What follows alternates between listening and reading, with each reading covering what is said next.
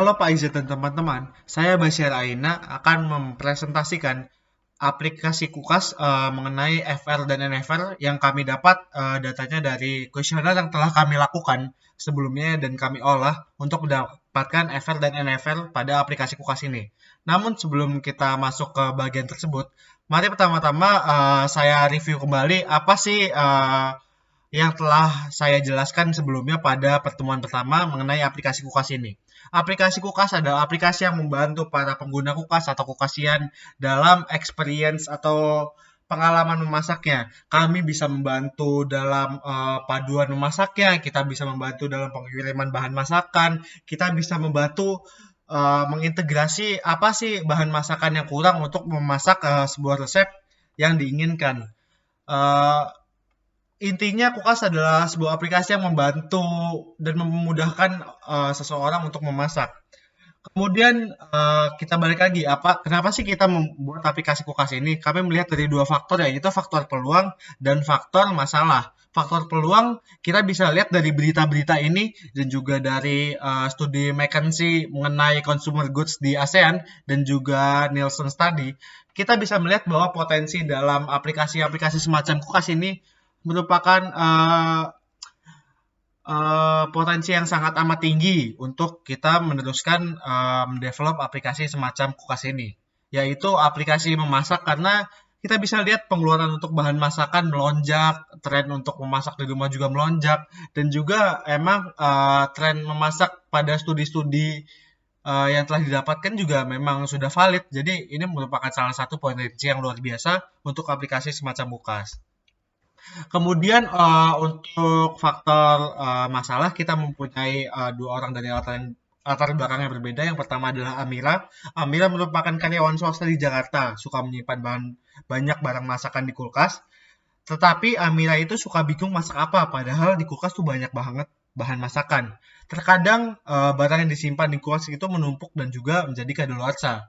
Dua Laura. Laura adalah mahasiswa sistem informasi yang ada di mata kuliah ini juga.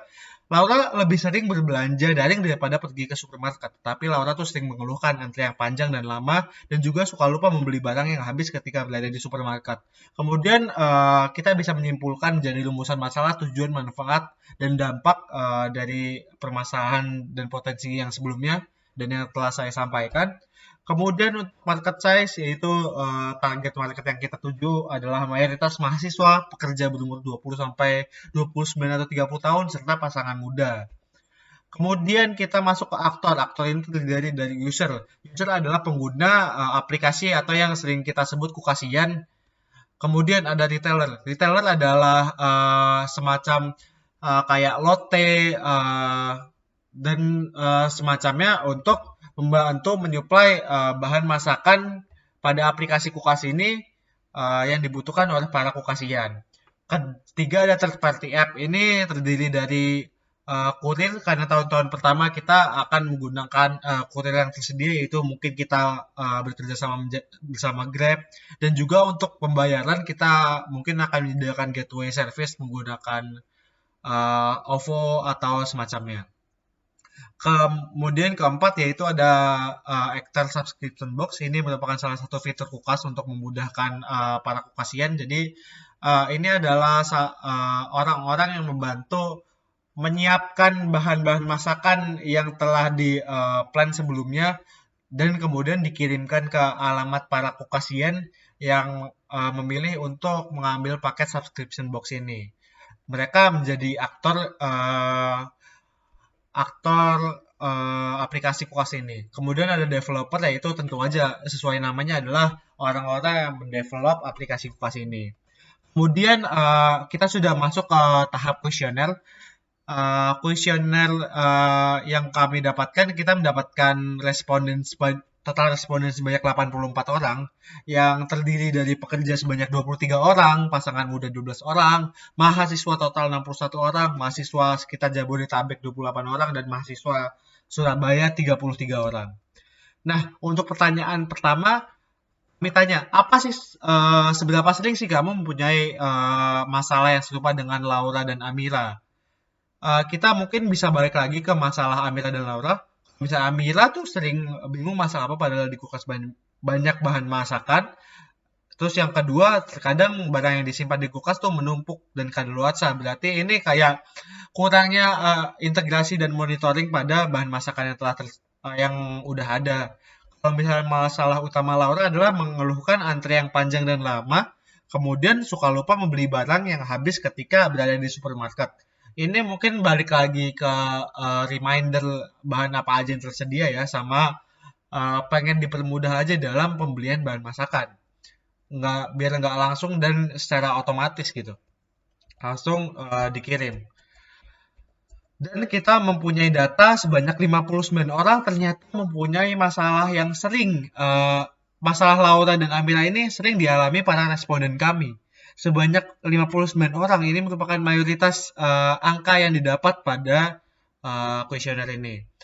Kemudian didapat 21 orang menjawab terkadang dan 4 orang menjawab tidak pernah. Tapi tetap saja 59 orang mempunyai masalah yang sama terhadap Laura dan Amira.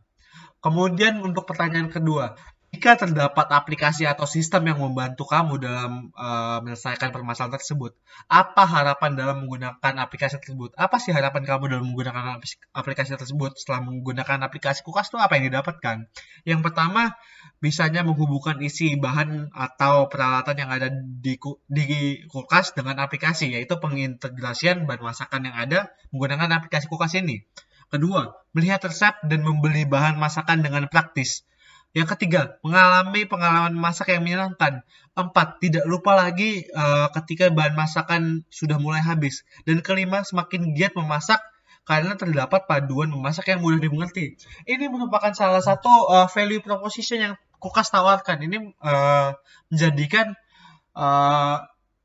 ini merupakan salah satu faktor pendukung bahwa kami harus terus mendevelop aplikasi kulkas ini karena ternyata orang-orang tuh mempunyai harapan ketika menggunakan aplikasi ini sesuai dengan tujuan kita mendevelop aplikasi ini.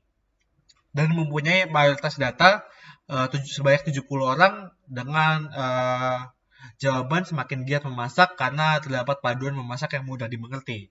Sesuai dengan aplikasi kulkas adalah aplikasi paduan memasak untuk mempermudah para kulkasian. Kemudian untuk pertanyaan terakhir, fitur seperti apa sih yang diinginkan oleh kamu dalam menggunakan aplikasi ini? Yang pertama ada kandungan setiap resep serta bahan. Yang kedua ada pengganti bahan ketika bahan tidak ada atau untuk para alergen. Yang ketiga community base. Keempat berita bahan masakan terkini dan juga rasa terbaru. Kelima gateway dalam pembayaran. Keenam challenge memasak, kemudian waktu dalam memasak dan countdown real time tiap sesi, wishlist, addictive cooking post, rekomendasi makanan, harga setiap makanan, serta sistem budgeting dan juga schedule menu. Nah, data yang sini kami sudah olah menjadikan functional requirement dan juga non-functional requirement yang kita bisa lihat di tabel-tabel ini. Namun, sebelum kita membahas data yang telah kami olah, kebutuhan-kebutuhan yang kami olah, kita pertama-tama harus tahu dulu apa sih sebenarnya functional requirement itu. Functional requirement adalah sesuatu yang menggambarkan fungsionalitas sistem atau layanan-layanan pada sistem. Functional requirement ini sangat bergantung dari jenis perangkat lunak, penggunaan sistem, dan jenis sistem di mana perangkat lunak tersebut digunakan. Kemudian kebutuhan fungsional dapat berupa pertanyaan-pertanyaan tingkat tinggi dari apa yang sistem harus lakukan.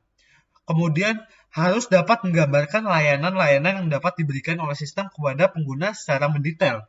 Nah, ini kita sekarang saya mengurutkan dari 3 prioritas ya, yang sangat tinggi, sedang, dan rendah. Dan data-data ini kami dapat dari sini.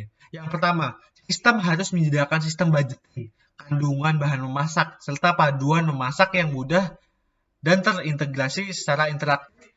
Ini kenapa saya mengambil ini? Karena ini merupakan salah satu demand para calon pengguna aplikasi kulkas untuk menggunakan aplikasi ini, yaitu adanya sistem budgeting. Mungkin kita bisa melihat bahwa dari responden juga karena responden ini mayoritas adalah mahasiswa yang membutuhkan sistem budgeting dalam kegiatan memasaknya karena budgetnya lumayan pas-pasan. Kemudian kandungan yang ada pada bahan masakan juga menjadi faktor penting karena ini sangat berguna untuk para alergen atau para diet ya orang-orang yang lagi diet untuk melancarkan kegiatannya. Ini menjadikan salah satu fitur yang mempunyai prioritas tinggi pada functional requirement kulkas ini. Serta paduan memasak yang mudah, yang terintegrasi serta interaktif. Kenapa ini ya terintegrasi serta interaktif? Karena aplikasi kulkas ini balik lagi ini dapat mengintegrasi apa sih bahan-bahan yang ada pada aplikasi kulkas dan juga interaktif ini kayak langsung aja menyesuaikan bahan-bahan yang tersedia. Ini menjadi prioritas tertinggi pada functional requirement aplikasi kulkas. Kedua, sistem yang mempunyai community base untuk para pengguna kulkas serta terdapat gateway dalam pembayaran ditambah dengan algoritma dalam rekomendasi resep. Nah, untuk pertama mempunyai community base. Community base ini mungkin menjadi di sini ya 60 orang memilih community base.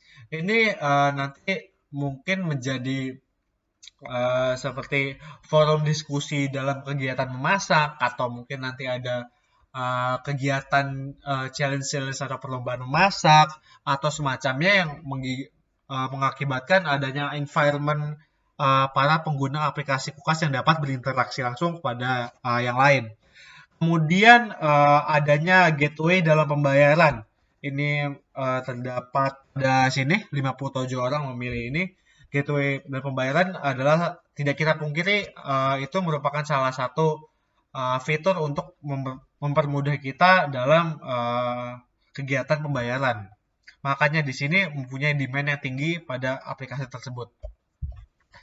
Kemudian ditambah dengan algoritma dan rekomendasi resep ini mungkin seperti kalau misalnya bahan masakan tidak ada atau ternyata ada resep-resep yang tidak cocok untuk para alergen, aplikasi kulkas ini langsung merekomendasi apa sih resep yang tersedia dengan bahannya ini atau yang cocok untuk para alergen ini supaya tidak memakan bahan yang tidak bisa dimakan oleh pada alergen.